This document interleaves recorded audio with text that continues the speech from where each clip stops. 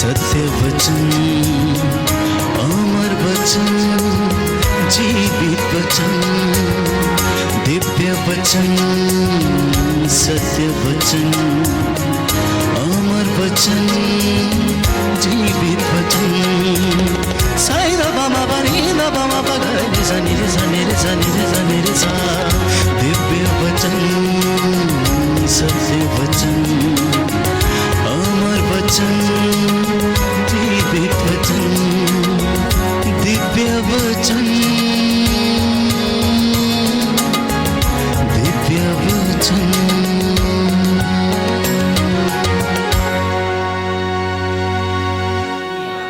प्रियजनों, हम परमेश्वर की हुजूरी में हैं और मैं आज आपको ये बताना चाहता हूँ कि ईश्वर की खासियत क्या है। The quality of God. What is the quality of God? The quality of God is कि वो कभी किसी चीज़ की परवाह नहीं करता, किसी की उम्र की परवाह नहीं करता है। परमेश्वर की खासियत जानते हैं क्या है? कि वो लोगों की उम्र की परवाह नहीं करता है। अगर वो उम्र की परवाह करता तो इब्राहिम को आशीर्वाद नहीं देता बुढ़ापे में, जबकि वो बूढ़े हो चले थे, शरीर बिल्कुल बेजान हो गया था, शरीर की स्किन में झुर्रियाँ पड़ गई थी, अंग उसके लगभग काम करने बुढ़ापे में आपको पता है कि बंद कर देते हैं, कमज़ोरी आ जाती है।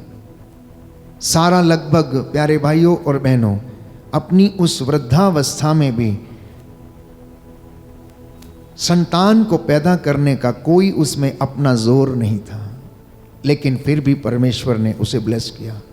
अगर वो उम्र की परवाह करता तो वो ये सोचता कि इस बूढ़े इंसान को आशीर्वाद देने से क्या फ़ायदा है, क्योंकि इसके तो अब दिन पूरे हो चुके हैं। किसी जवान को आशीर्वाद देना चाहिए ताकि वो अपनी ज़िंदगी में कुछ अच्छा करे, लेकिन परमेश्वर ने ऐसा नहीं सोचा।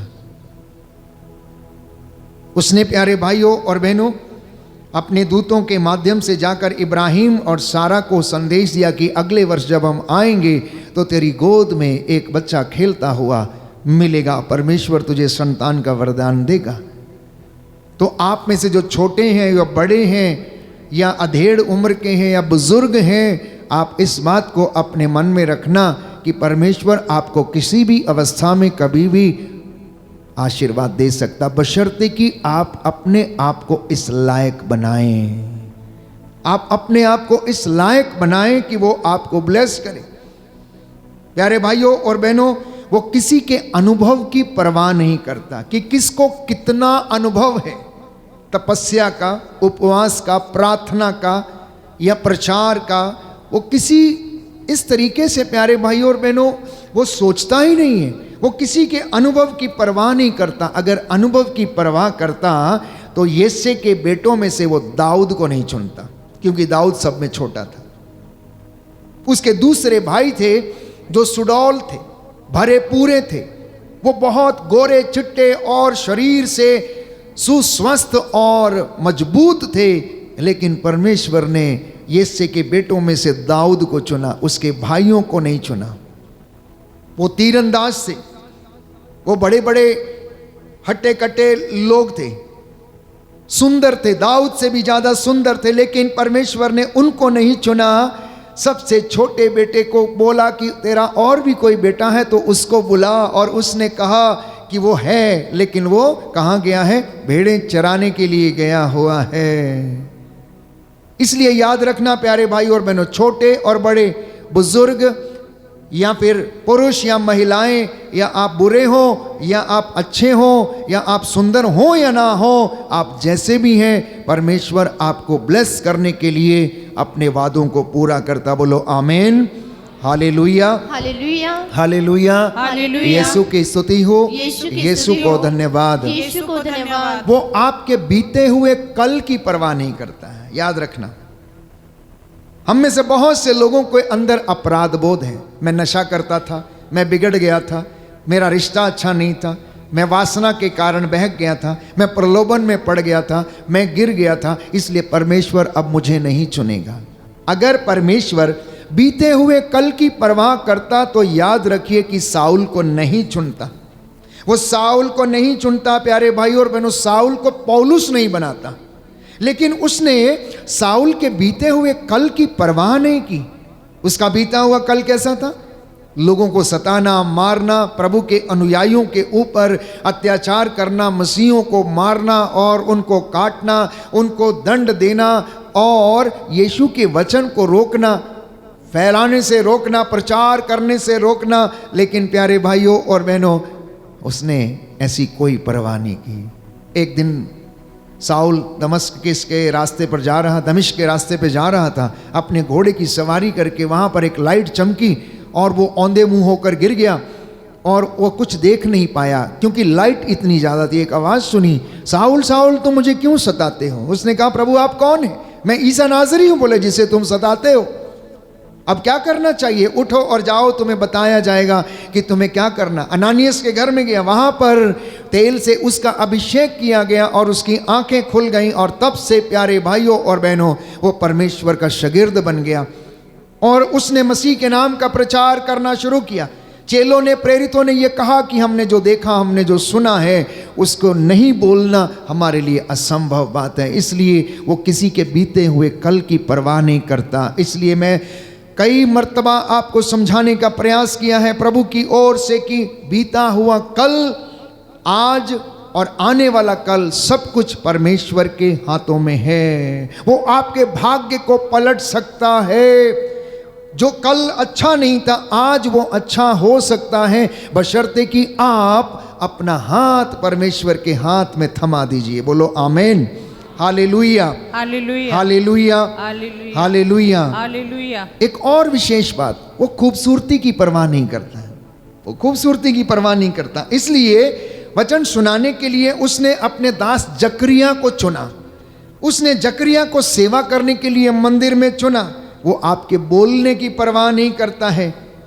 अगर वो बोलने की परवाह करता, आप लोग सोचते होंगे कि हम फादर अशोक के जैसे बोल नहीं सकते हैं। ऐसा बात नहीं है।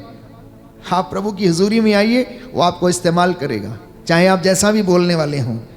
आप उसके साथ ईमानदार रहिए, वो आपके साथ ईमानदार ठहरेगा। अगर वो बोलने की परवाह करता तो मूसा को नहीं चुनता, क्योंकि मूसा तो तोतला था। मूसा तोतला था, बोल नहीं पाता था। इसलिए जब उसने कहा कि मुझे बोलना नहीं आता है, और परमेश्वर ने कहा कोई बात नहीं, तू अपने भाई हारून को साथ में लेके जा, देख मस्सा तुझे दिया है लेकिन बोलेगा तेरी ओर से वो। मस्सा उसके पास था लेकिन बोलता था हारून। प्यारे भाइयों और बहनों, लोगों को एड्रेस वो किया करता था और परमेश्वर उनको ब्लेस करता था। ये हमारे यहोवा परमेश्वर की खासियत है।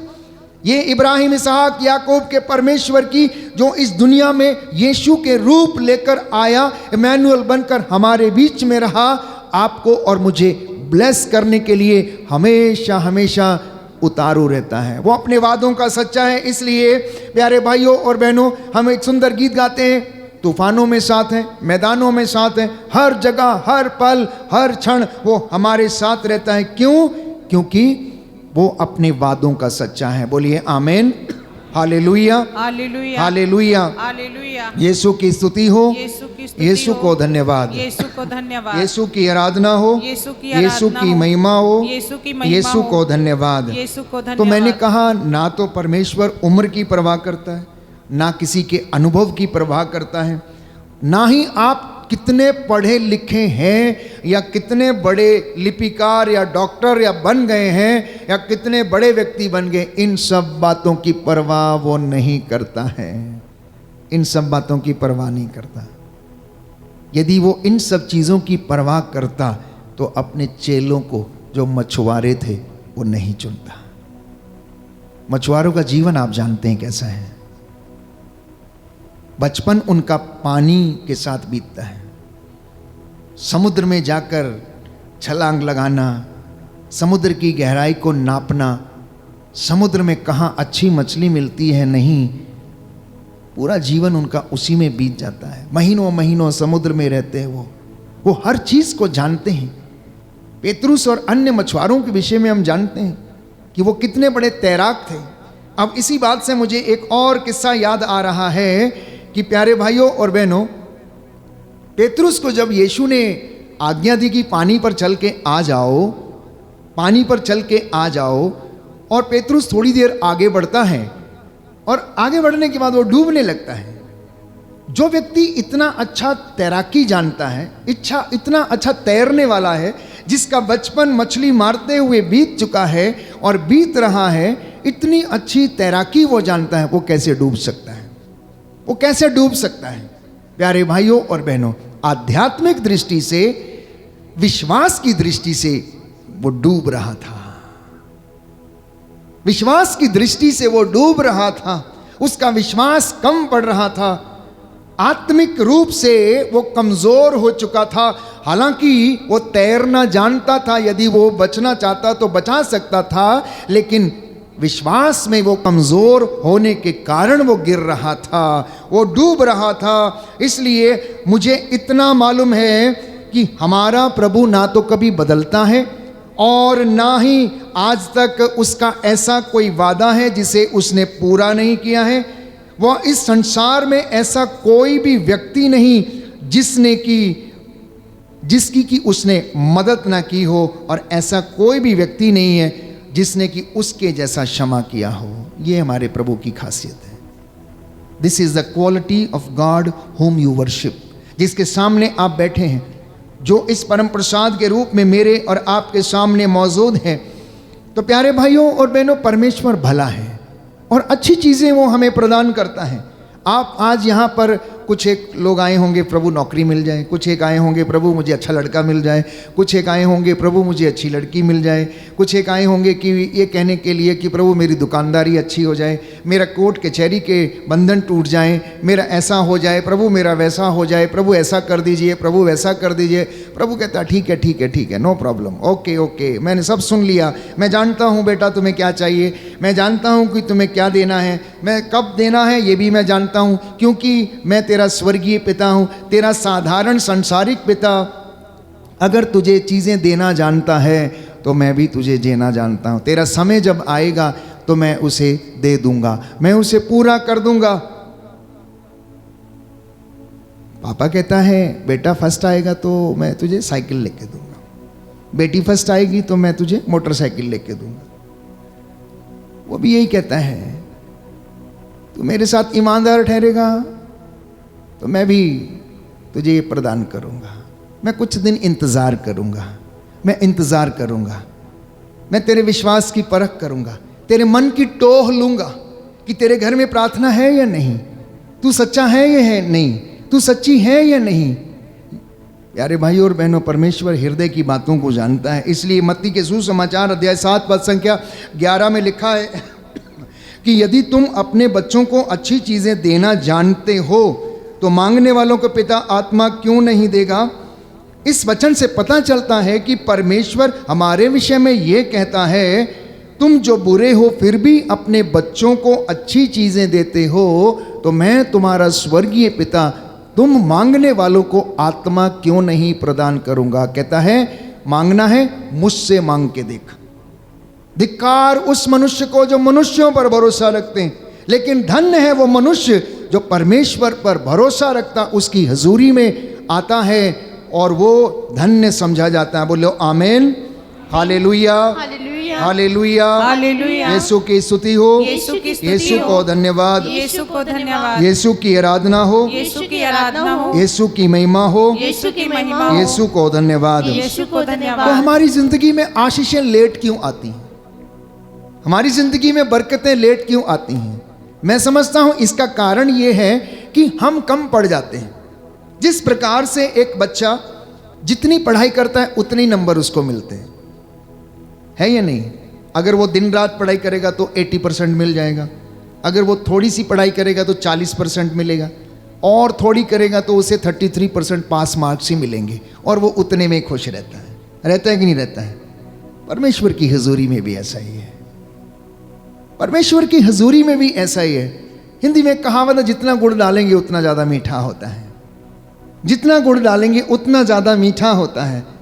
इसलिए यीशु ने कहा जिसने जितना प्यार दिखाया उसे उतना दिया गया और उसे उतना क्षमा किया गया। आप में से बहुत से लोग हैं, मसीहों में हैं, गैर जातियों में हैं, अन्य लोगों में हैं, परंतु जो उस पर सच्चे हृदय से ईमान लाया उनकी जिंदगियों में बंधन टूटे और परमेश्वर ने उन्हें ब्लेस किया प्यारे भाइयों और बहनों, उनकी जिंदगी में भरपूर मात्रा में उन्हें आशीर्वाद दिया।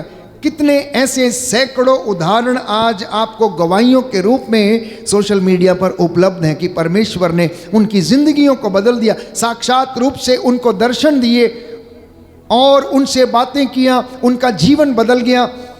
कई ऐसे लोग जिनको शारीरिक चंगाइयाँ मिली क्योंकि उन्होंने ज़्यादा प्यार दिखाया, उन्होंने ज़्यादा प्यार दिखाया, ज़्यादा बंदगी की, ज़्यादा सिताइश की, ज़्यादा उन्होंने अपने अपराधों को स्वीकार करके परमेश्वर से आशीष की याचना की। Hallelujah, hallelujah. इसलिए उपदेशक ग्रंथ अध्याय 7 पद संख्या 29, बुक ऑफ इक्लेसियास्टिस चैप्टर 7 वर्स 29 में हम पढ़ते हैं कि परमेश्वर ने सब मनुष्यों को एक अच्छा सिद्ध व्यक्ति बनाया। क्या बनाया?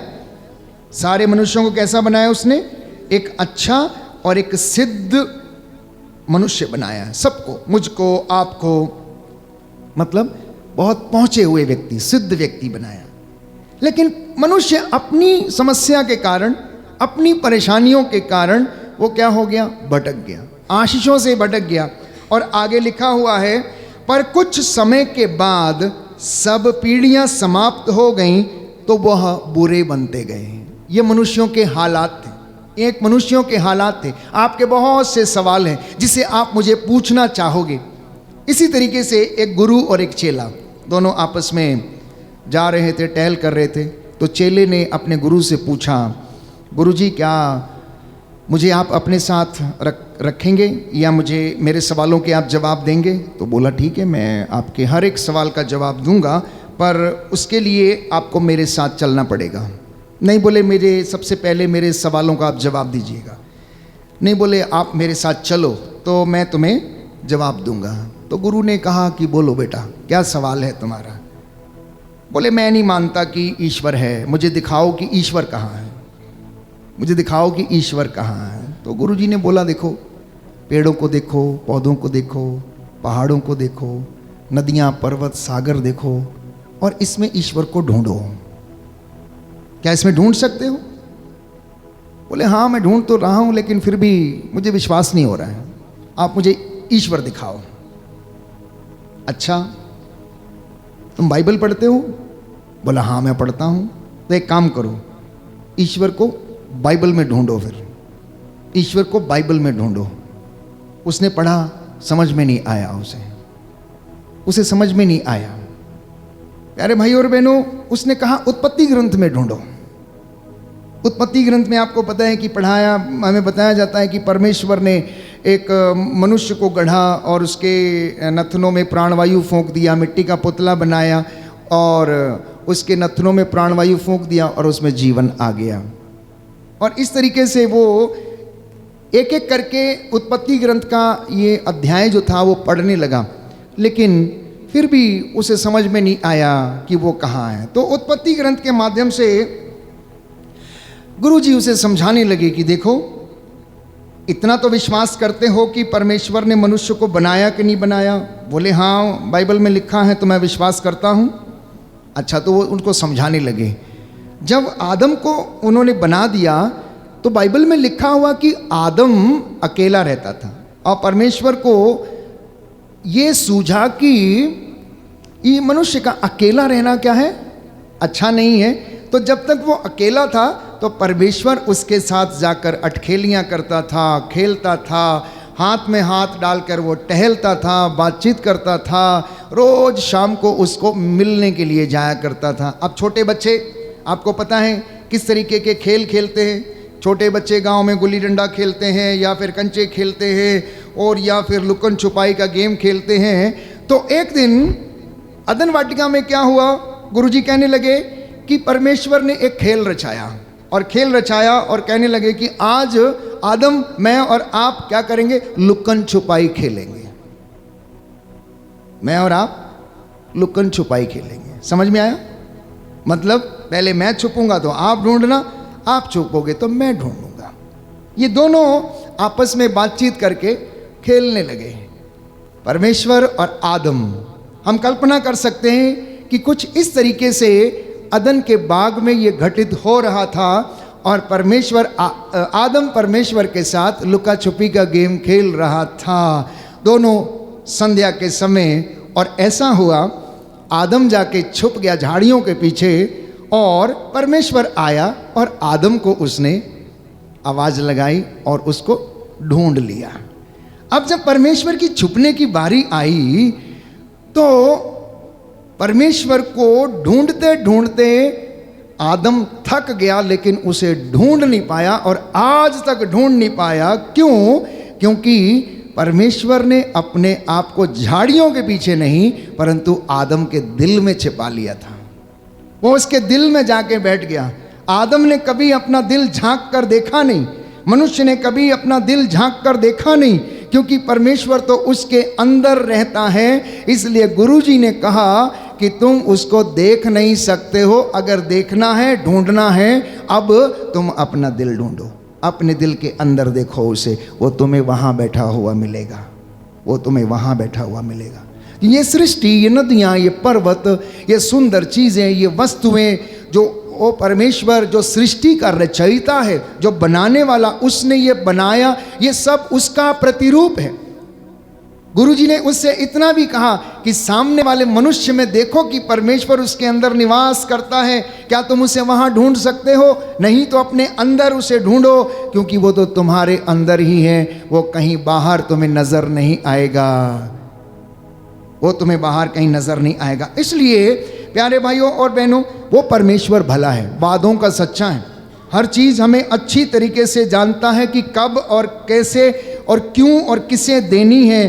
तो प्रियजनों, मार्कुस के सुसमाचार अध्याय 22 पद संख्या 23 में लिखा है कि मनुष्य के हृदय से अच्छे और बुरे विचार निकलते हैं, इसलिए आप अपने हृदय की सावधानी से रक्षा किया करें। बोलो आमीन, आमीन, हालेलुया, हालेलुया। हे प्रभु यीशु, हे प्रभु यीशु, मैं अपने हृदय को मैं अपने हृदय को आपके हाथों में आपके हाथों समर्पित में करता हूँ। समर्पित करता मेरे हूँ। विचारों को मेरे विचारों को शुद्ध कीजिए। शुद्ध कीजिए। Hallelujah, hallelujah, hallelujah. हालेलुया। हे प्रभु यीशु, हे प्रभु यीशु, आप दयावान हैं, आप दयावान हैं, दया के सागर हैं। दया के सागर हैं। Hallelujah, hallelujah, hallelujah, hallelujah, hallelujah. Hallelujah. तो जब हम इस वचन पर मनन चिंतन करते हैं कि मनुष्य के हृदय से बुरे और अच्छे विचार दोनों निकलते हैं, तो भजन संहिता 116 कुछ इस प्रकार से हमें बताती है।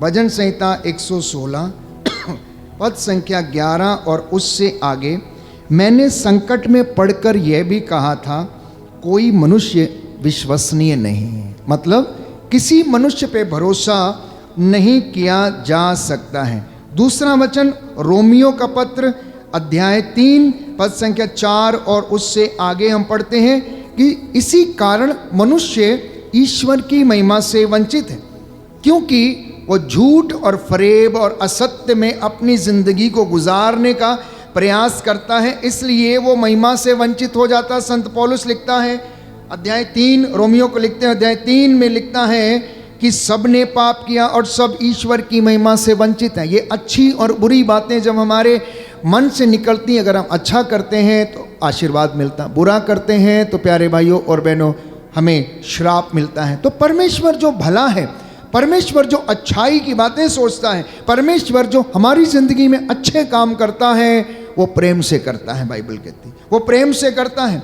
कहता है संत पौलुस लिखता है तिमोथी के पहले पत्र अध्याय 6 पद संख्या 17 और उससे आगे कि वह अपने बच्चों को अच्छी चीज़ें देता है, तो जो उसे प्यार करते हैं वो उन्हें भी अच्छी चीज़ें प्रदान करता है। बोलिए आमीन, आमीन, हालेलुया, हालेलुया, हालेलुया, हालेलुया। हे प्रभु यीशु, हे प्रभु यीशु, आपके वचन के द्वारा आपके वचन के द्वारा मेरी जिंदगी से, मेरी जिंदगी मेरे से, जीवन से मेरे जीवन से पाप और श्राप मिट जाएं। पाप और श्राप मिट मुझे जाए। आशीर्वाद दीजिए। मुझे आशीर्वाद मैं दीजिए। आपका नाम मैं आपका नाम और आपका दिन और आपका दिन पवित्र रख पाऊं। पवित्र रख पाऊं। Hallelujah, hallelujah, hallelujah. हालेलुया। तो ये वचन जब हम आत्मसात करते हैं, जब हम इन्हें सुनते हैं, जब हम इन्हें ग्रहण करते हैं, इन वचनों में इतना सामर्थ्य है, ये हमें ट्रांसफॉर्म करते हैं। इसलिए मैंने कई बार कहने का प्रयास किया, समझाने का प्रयास किया कि आप चमत्कारों के पीछे मत भागिए,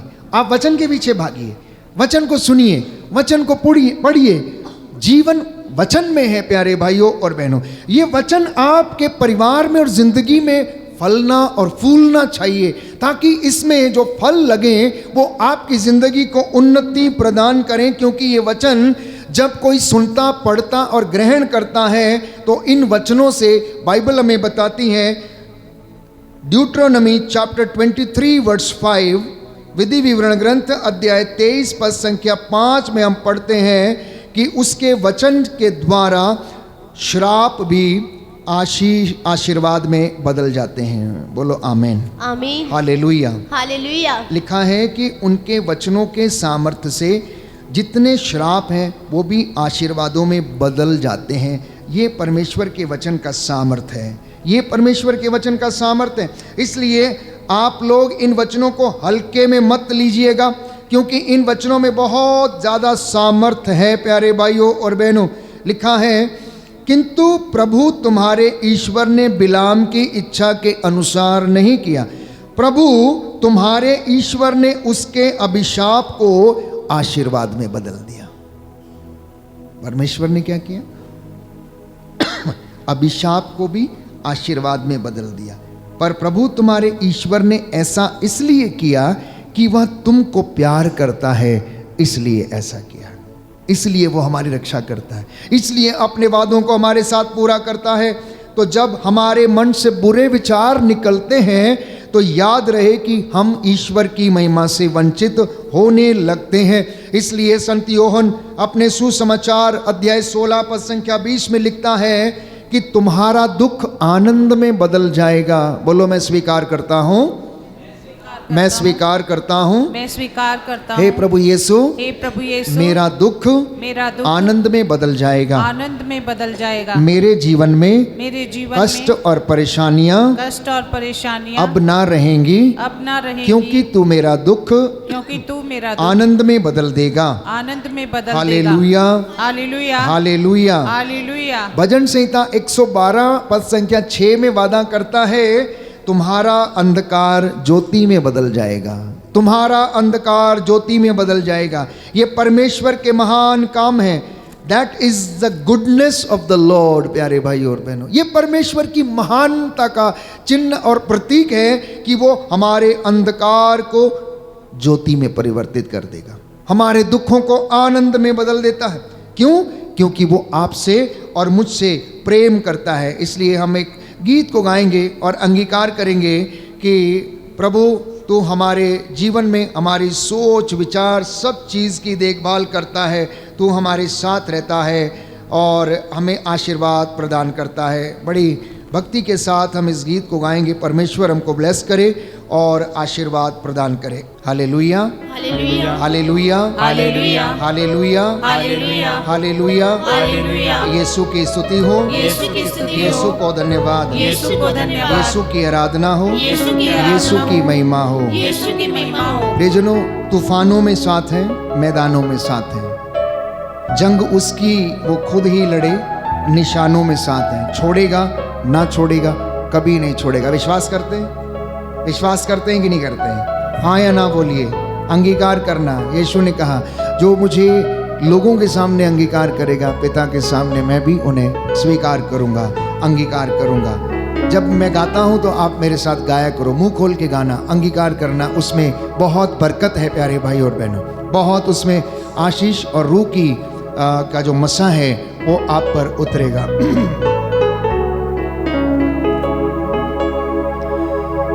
तूफानों में साथ है, मैदानों में साथ है, जंग उसकी वो खुद ही लड़े, निशानों में साथ है। सच है, जंग उसकी वो खुद लड़ता है, उसे किसी की जरूरत नहीं, आपकी और मेरी महिमा की जरूरत नहीं है। क्या ही है हम जो उसकी स्तुति करें, प्रशंसा कर सके? क्या ही है हम जो उसके सामने खड़े होने के लायक समझे जाए? क्या ही है कि हम उसकी हजूरी में आकर खड़े हो जाएं, क्योंकि हम तो दिन रात बुराई करते, लड़ते झगड़ते, ऊंचा नीचा, ईर्ष्या द्वेष, यही तो करते हम लोग। करते नहीं करते हैं अपने समुदाय में, अपने घर में, पति के साथ, पत्नी के साथ, बच्चों के साथ दिन रात लड़ाई झगड़ा। हमारा मन बुरे विचारों से भरा रहता है। पति को गाली देते हैं, सामने वाले को गाली देते हैं, गलत सोच सोचते हैं। लेकिन याद रखना, वो वादों का सच्चा है। फिर से एक बार अंगीकार करेंगे प्यारे भाई और बहनों, मेरे साथ आंखें बंद करके सोच के गाना कि आप क्या गा रहे हैं और किसके लिए गा रहे हैं। तूफानों में साथ है, मैदानों में साथ है, जंग उसकी वो खुद ही लड़े, निशानों में साथ है। ना छोड़ेगा, ना छोड़ेगा, ना छोड़ेगा, ना छोड़ेगा, अकेला कभी न छोड़ेगा। हो छोड़ेगा, ना छोड़ेगा, ना छोड़ेगा, ना छोड़ेगा, अकेला कभी न छोड़ेगा। कभी नहीं, कभी नहीं, कभी नहीं, कभी नहीं छोड़ेगा, कभी नहीं, कभी नहीं, कभी नहीं, कभी नहीं छोड़ेगा। तूफानों में साथ है, मैदानों में साथ है, तूफानों में साथ है, मैदानों में साथ है, जंग उसकी वो खुद ही लड़े, निशानों में साथ है, जंग उसकी वो खुद ही लड़े, निशानों में साथ है। ना छोड़ेगा, ना छोड़ेगा, ना छोड़ेगा, ना छोड़ेगा, अकेला कभी न छोड़े। ओहो छोड़ेगा, ना छोड़ेगा, ना छोड़ेगा, ना छोड़ेगा, अकेला कभी न छोड़ेगा। कभी नहीं, कभी नहीं, कभी नहीं, कभी नहीं छोड़ेगा। कभी नहीं, कभी नहीं, कभी नहीं, कभी नहीं छोड़ेगा।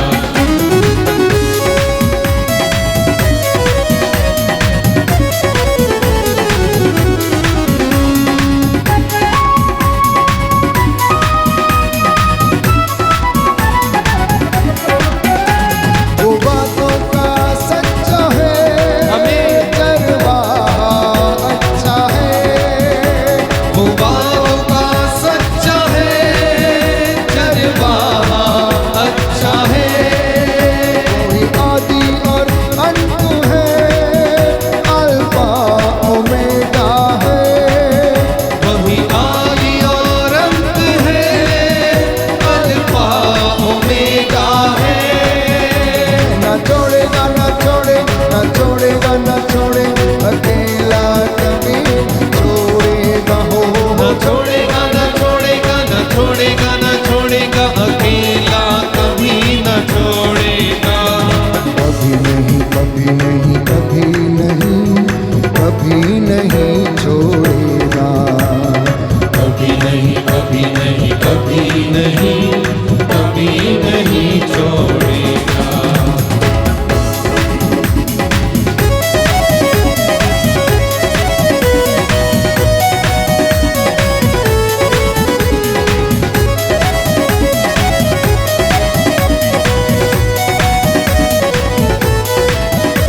वो तन्हा रातों में, जिंदगी के सन्नाटों में, वो तन्हा रातों में, जिंदगी के सन्नाटों में, हर ना उम्मीदी में, हर मुश्किलातों में, हर नाउमीदी में, हर मुश्किलातों में।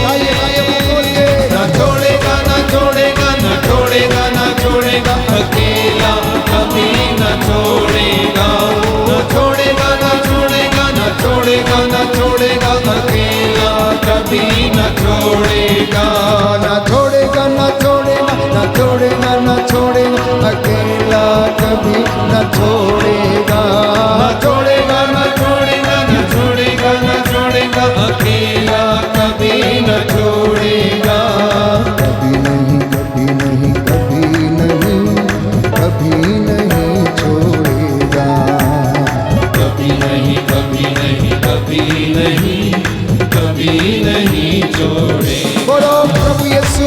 के नाम की बोलो, प्रभु यीशु मसीह के नाम की सच है प्यारे भाई और बहनों, वो बातों का सच्चा, उसका एक एक वादा उसने पूरा किया। पुरानी व्यवस्था में जो कुछ उसके विषय में लिखा गया था, कहा गया था, नबियों ने भविष्यवाणियां की थी, वो सब की सब यीशु मसीह में पूरी हुई। और उसने प्यारे भाइयों और बहनों हर हालात में आपको और मुझे आज तक बनाए रखा और कहता है मैं तेरे साथ ऐसा ही करूँगा, तेरे बाल पक जाने तक ऐसा करूँगा, तू बूढ़ा हो जाएगा तब भी मैं तेरे साथ यही वफा करूँगा, बेवफाई नहीं करूँगा मैं तेरे साथ, बुलाऊँगा नहीं मैं। तुम कितने भी बड़े झूठ बोलने वाले, फरेबी, धोखा देने वाले क्यों ना हो जाओ, किंतु हे इज़राइल, हे यूदा, मेरा प्रेम तेरे लिए नहीं टलेगा, क्योंकि मैंने तुझे अनंत प्रेम से प्रेम किया है। तेरे बाल पक जाने तक मैं तेरे साथ ऐसा ही करूँगा। ये खासियत है हमारे परमेश्वर की, ये क्वालिटी है हमारे परमेश्वर की। सर्वगुण संपन्न परमेश्वर, हृदयों की था लेने वाला परमेश्वर, जो आपके हृदय के अंदर घुस के बैठा हुआ है, जिसे आप आज तक खोजने में असमर्थ हैं। कभी अपना हृदय टटोल के देखना, अपनी जिंदगी की किताब के पन्नों को पलट कर देखना कि वो कितनी वफा आपसे और मुझसे हर दिन करता है, लेकिन मैं और आप कितनी बार उसके साथ बेवफाई करते हैं, सुबह से लेकर शाम तक। सुबह आप जब ऑल्टर के सामने जाते हैं, प्रार्थना करते हैं, मोमबत्ती जलाते हैं, अगरबत्ती जलाते हैं, माथा टेकते हैं, सिर झुकाते हैं और चले जाते हैं, आपका काम बन जाता है। शाम को आते हैं, चिंता ही नहीं रहती है प्रार्थना करनी है नहीं करनी, धन्यवाद देना है या नहीं देना है, बैग उतारा, कपड़े उतारे, सीधे खाना खाया और बिस्तर के अंदर ढूंढता रहता है, देखता रहता है कि कब मेरा बेटा या बेटी या मेरा शागिर्द या मेरा भक्त आएगा और मुझे धन्यवाद देगा। प्यारे भाइयों और बहनों, इसलिए आप लोगों को मैं ये समझाना चाहता हूँ कि वो परमेश्वर जो मेरे और आपके प्रति ईमानदार रहता है, कलीसिया को और लोक धर्मियों को, उसके शागिर्दों को उसी ईमानदारी और पवित्रता के साथ उसके साथ रहने की आवश्यकता, ताकि वो आपको और मुझे ब्लेस करता जाए और आशीर्वाद दे। एक वचन मैं आपके लिए पढ़ना चाहता हूँ, लिखा है विधि विवरण ग्रंथ अध्याय 2 पद संख्या 7 और उससे आगे। प्रभु तुम्हारे ईश्वर ने तुमको तुम्हारे प्रत्येक काम में बहुत आशीर्वाद दिया है। उसने विशाल उजाड़ खंड की यात्रा में तुम्हारी रक्षा की है, और प्रभु तुम्हारे ईश्वर ने पिछले 40 वर्षों से तुम्हारा साथ दिया और तुम्हें किसी प्रकार की कमी नहीं हुई। दाहिना हाथ उठाकर वचन दोहराना, फिर इसको हम समझेंगे। हालेलुया। हालेलुया। प्रभु का वचन कहता है, प्रभु का वचन कहता है, प्रभु तुम्हारे ईश्वर ने तुमको तुम्हारे प्रत्येक काम में बहुत आशीर्वाद दिया। उसने विशाल उजाड़ खंड की यात्रा में तुम्हारी रक्षा की है, और प्रभु तुम्हारे ईश्वर ने पिछले 40 वर्षों से तुम्हारा उद्धार, तुम्हारा साथ दिया, और तुम्हें किसी प्रकार की कमी नहीं हुई। हालेलुया। इजराइलियों को कहता है, मैंने 40 सालों तक तुम्हारे साथ ऐसा किया। अपनी उम्र का अंदाजा लगाइए, आप जो बुजुर्ग हैं 80 साल से कहता है मैं तुम्हारे साथ ऐसा करता आया हूं। आप जो जवान हैं 18, 20, 30, 40, 50 साल के, कहता है मैं 40 सालों से तेरे साथ ऐसा करता आया हूं और तुझे किसी चीज की कमी नहीं हुई है। यह परमेश्वर की खासियत है। उसने आपको गाड़ी, मोटर, घोड़ा, बैल, बकरी, आपके हर चीज उसने मुहैया कराई, लेकिन उसके बदले में मैंने और आपने उसे क्या दिया? उसके बदले में मैंने और आपने उसको क्या दिया? इसीलिए क्योंकि हमने उसे नहीं दिया, मैं और आप अपनी जिंदगी में तरसते रहते हैं, अशांति में रहते हैं, और उसके साथ हम भरपूरी में नहीं रह पाते। यही कारण है कि हमारी जिंदगी में अशांति रहती है, अशांति रहती, बेचैनी रहती है। सब कुछ होने के बावजूद मैं और आप भटके भटके से रहते हैं। इसलिए परमेश्वर इजराइलियों को यह संदेश देता है, आशा का संदेश अपने दासों से, नबियों से उसने कहा, इन्हें ढारस बंधाओ, इन्हें आशा का संदेश दो कि 2025 के इस नए वर्ष में मैं फिर से अपनी प्रतिज्ञाओं को पूरा करने जा रहा हूं। मैं तुम्हारा घर बनाने जा रहा हूं, मैं तुम्हें आर्थिक तंगियों से आजाद करने जा रहा हूं, मैं तुम्हें इस बीमारी से आजाद करूंगा। मैंने तुम्हारे आंसुओं को देखा है, मैंने तुम्हारी बीमारी से भली भांति परिचित हूं। ओ मेरे बेटे, इन तमाम झाड़ फूंक ओझाई से बचकर तू मेरी हजूरी में आ, मुझ पर भरोसा रख, मेरे वचन पर चल, उसे सुन, आत्मसात कर और मैं तेरी जिंदगी में आशीष दूंगा। मैं तुझे संतान का वरदान दूंगा। यदि वो इब्राहिम सारा को बच्चा दे सकता है तो वो आपको क्यों नहीं दे सकता? वो आपको क्यों नहीं दे सकता? यदि वो हिजकिया की बीमारी से उसे आजाद करके उसे 15 वर्ष का जीवन और दे सकता है तो वो आपको क्यों नहीं दे सकता है?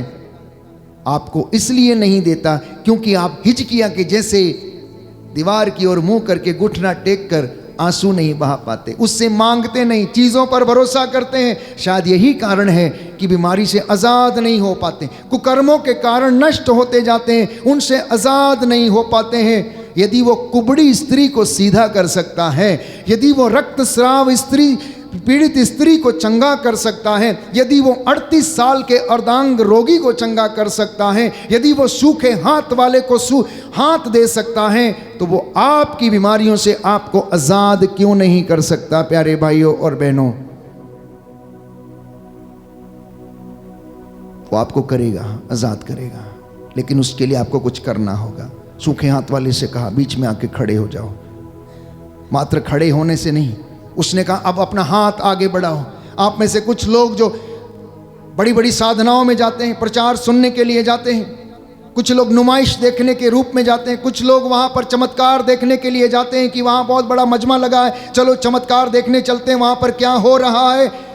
यीशु ने कहा भीड़ में ऐसे खड़े रहने से कुछ नहीं होगा बेटा, बीच में आके खड़े हो जाओ, मतलब गहराई में आओ, विश्वास में आओ, उतरो। पतरस से उसने कहा अपनी नाव गहरे पानी में लेके चलो, किनारे मछलियां नहीं मिलती हैं, सड़ी गली मिलेंगी और तुम यूं ही जिंदगी जीते रहोगे, इसलिए किनारे की जिंदगी अच्छी नहीं। उसने सूखे हाथ वाले से कहा बेटा बीच में आकर खड़े हो जाओ और अब अपना हाथ आगे बढ़ाओ। जब आप पाक हजूरी में हैं, जब आप उसके सामने खड़े हैं, तो अब आकर अपना हाथ बढ़ाना जो सूखा हुआ है, अपना विचार बढ़ाना जो विचार आपका सूखा हुआ है, जिस चीज में आप कमजोर हैं उस चीज को आगे बढ़ाना और परमेश्वर से कहना कि प्रभु मुझे इस चीज में सामर्थ्य प्रदान करो, मुझे इस रिश्ते में मजबूत बनाओ।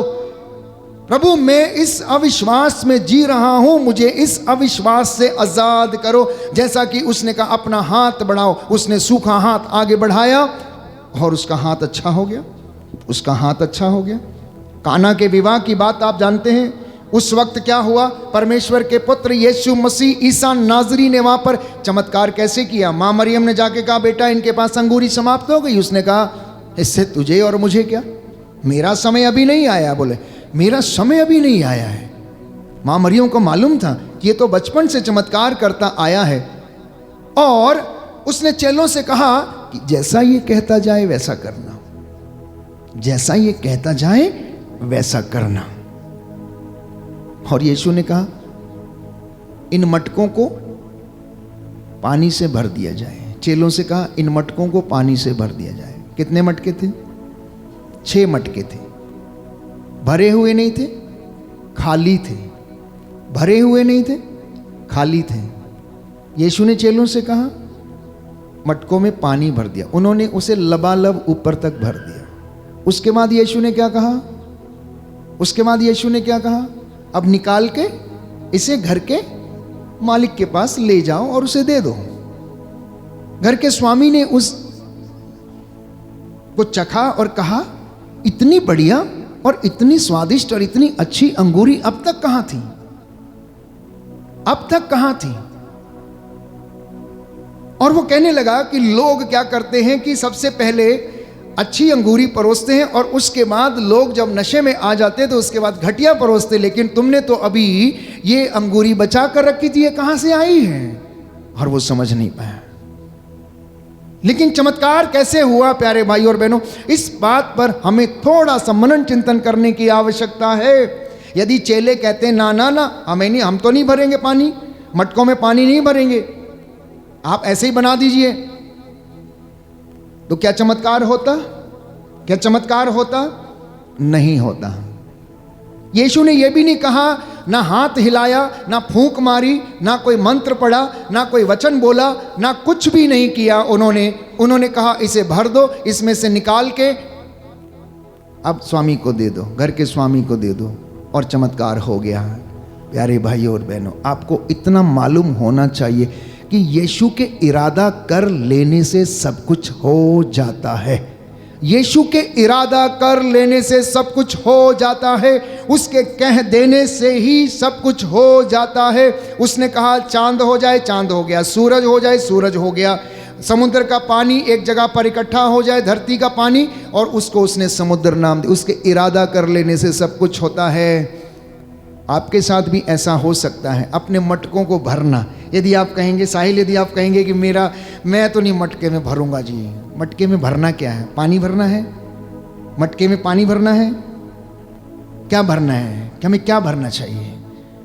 मैं समझता हूं कि हमारी जिंदगी में वचन को भरना, हमारी जिंदगी में थोड़ा प्यार भरना, हमारी जिंदगी में थोड़ी क्षमा भरना, हमारी जिंदगी में थोड़ी सी तपस्या, थोड़ी सी उपासना, थोड़ा सा उपवास, थोड़ा सा परहेज, थोड़े से अच्छे रिश्ते, उनको भरने का प्रयास करना। लेकिन ये तो पहले से ही भरा हुआ है, खाली नहीं है, तो ये चीजें इसलिए उसमें भर नहीं पाती, इसलिए पहले उसको खाली करना। खाली कैसे करना है? क्या चीज निकालेंगे? अहंकार को निकालना, गंदी जुबान को निकालना, ईर्ष्या, द्वेष, अहंकार जैसे बुरे विचारों को अंदर से निकालना, ताकि ये खाली हो और आप नई चीजों को उसमें भरें। थोड़े से प्यार को भरें, माता पिता को क्षमा करें, बच्चों को क्षमा करें, भाई बहनों को क्षमा करें, और ये चमत्कार आपकी और मेरी जिंदगी में हो जाएगा। Therefore we need to cooperate with the Lord, my dear brothers and sisters, कि अगर आप चाहते हैं कि हमारी जिंदगी में थोड़ा सा चमत्कार हो जाए, तो हमें परमेश्वर के साथ सहयोग करने की ज़रूरत है, हमें परमेश्वर के साथ मिलने की ज़रूरत है, हमें परमेश्वर के साथ उठने बैठने चलने फिरने की ज़रूरत है, हमें उसके साथ उसके वचन में जीने की ज़रूरत है। बोलिए आमीन, आमीन, hallelujah, hallelujah, hallelujah, hallelujah, hallelujah. Hallelujah. यदि सूखे हाथ वाला अपना हाथ आगे नहीं बढ़ाता तो वो कभी चंगा नहीं होता। यदि एक कोढ़ी यीशु से शायद ये नहीं कहता कि यदि आप चाहें तो मुझे चंगा कर सकते हैं, तो शायद वो चंगा नहीं, वहीं पड़ा रहता, वो यहीं पड़ा रहता। प्यारे भाई और बहनों, एक अर्धांग रोगी जो 38 वर्षों से बीमार था, यीशु ने पूछा क्या तुम चंगे हो जाना चाहते हो? क्या तुम चंगे हो जाना चाहते हो? उसने बोला मेरा कोई नहीं है कि जो मुझे इस पानी में ले जाकर डाल दे, क्योंकि मेरे वहां जाने से पहले ही कोई दूसरा वहां चला जाता है। जब स्वर्गदूत आता है, उसे पानी को हिलाता है, मैं पहुंच नहीं पाता हूं। तो ऐसे लोगों के लिए प्यारे भाई और बहनों, परमेश्वर स्वयं उतर कर आता, डिवाइन हेल्पर्स को वो भेजता है, जिसकी वजह से वो मेरे और आपके आशीषों को हमें देता है, और हमें परिवार में और हमारे बच्चों की जिंदगी में वो आशीष आते जाती है। Hallelujah, hallelujah, hallelujah, hallelujah. Yeshu की स्तुति हो, यीशु की यीशु स्तुति को हो, धन्यवाद, यीशु को यीशु धन्यवाद, की आराधना हो, यीशु की आराधना यीशु हो, की महिमा हो, यीशु की महिमा यीशु को हो, धन्यवाद। यीशु को धन्यवाद। तो हमारी बुराइयां, हमारे गुनाह, हमारी बुरी आदतें हमें आशीषों से रोकती हैं और हमें आशीषें प्राप्त करने नहीं देती हैं। एक स्त्री जो पाप में थी, उसके पैरों पर गिरकर रोती है, माफ़ी मांगती है, आंसू बहाती है, अपने बालों से उसके पैरों को पोंछती है, इत्र लगाती है और चुंबन करती है। और प्रभु यीशु उस वक्त सिमोन के घर में मौजूद थे, उससे सिमोन को एक उदाहरण देते हैं और उसे बताते हैं कि जिसने ज़्यादा प्यार दिखाया उसके ज़्यादा गुनाह माफ़ हो गए, जिसने ज़्यादा प्यार दिखाया है उसके ज़्यादा गुनाह माफ़ हो गए हैं। प्यारे भाइयों और बहनों, पाप एक बोझ के जैसे, पाप एक बोझ के जैसे, जब तक इंसान उसमें बंधा रहता है वो उन्नति नहीं कर पाता है। इसलिए बाइबल हमें बताती है, सूक्ति ग्रंथ अध्याय 5, नीति वचन अध्याय 5 पद संख्या 22 और उससे आगे। दुष्ट अपने ही कुकर्मों के जाल में फंसता है और अपने ही पापों के बंधनों में वो बंधा रहता है। वह अनुशासन की कमी के कारण मर जाएगा और अपनी मूर्खता के कारण उसका विनाश हो जाएगा। इस वचन को अंगीकार करेंगे, दोहराएंगे। आप जो मुझे सुन रहे हैं, जो कोई भी इस वचन को सुने, आत्मसात करे और आप इस वचन को ग्रहण करना प्यारे भाइयों और बहनों, ताकि परमेश्वर आपको हर बुराई से, पाप से, बंधन से, हर प्रकार के ऐसी बातों से जो स्वर्ग राज्य के विरुद्ध हैं उसमें से आजाद करे। दाहिना हाथ उठाकर वचन दोहराएंगे, हालेलुया, हालेलुया, हालेलुया। हालेलुया। दुष्ट अपने ही कुकर्मों के जाल में फंसता है, दुष्ट अपने ही कुकर्मों के जाल में फंसता है। वह अपने ही पापों के कारण, वह अपने ही पापों के कारण बंधनों से बंधता है। बंधनों से बनता है। वह अनुशासन की कमी के कारण, वह अनुशासन की कमी के कारण मर जाएगा। मर जाएगा। उसकी अपनी मूर्खता उसकी अपनी मूर्खता उसका विनाश कर देगी। उसका विनाश कर देगी। Hallelujah, hallelujah, hallelujah, hallelujah, hallelujah. Hallelujah. तो आशीषों का नहीं आना हमारी जिंदगी में, ये हमारी ही कमी के कारण है।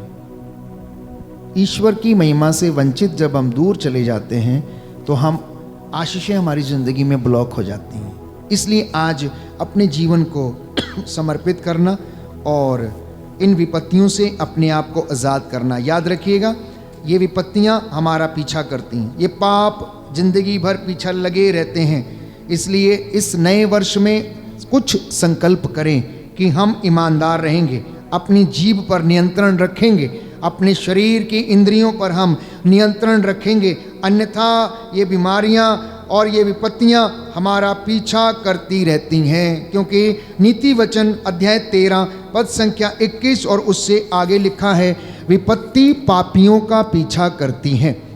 क्या लिखा है? विपत्ति पापियों का पीछा करती है, किंतु सुख शांति धर्मियों का पुरस्कार है। जो सुख शांति में जीवन बिताता है, यह पुरस्कार धर्मी व्यक्ति को मिलता है। इसलिए आप लोग ईश्वर के प्रति ईमानदार बने रहें और वो आपको आशीर्वाद प्रदान करता जाएगा। बोलिए आमीन। आमीन। हे प्रभु यीशु, हे प्रभु मैं इस यीशु, वचन को मैं इस वचन को ग्रहण करता हूँ। ग्रहण करता हूँ। आज के सभी वचन आज के सभी वचन जो मैंने सुने हैं, जो मैंने सुने उनके हैं, द्वारा उनके द्वारा मेरे जीवन में, मेरे जीवन मेरे में, परिवार में मेरे परिवार शांति में आ जाए, शांति आ जाए, चंगाई आ जाए। चंगाई आ जाए। Hallelujah, hallelujah, hallelujah, hallelujah, hallelujah. Hallelujah.